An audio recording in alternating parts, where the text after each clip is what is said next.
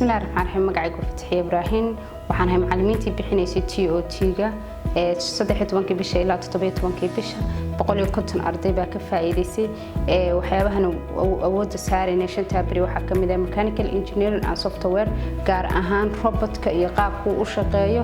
iyo maxaa la dhahdaa isku xirkiisa marna isagoo virtual marna isagoo caadi ah marka ardayda ka faa'iideystay 150 arday bay ahayd aad baan ugu mahadcelinaynaa hay'adaha kala duwan ee fududeeyay in 150 arday hab free uga faa'iideystaan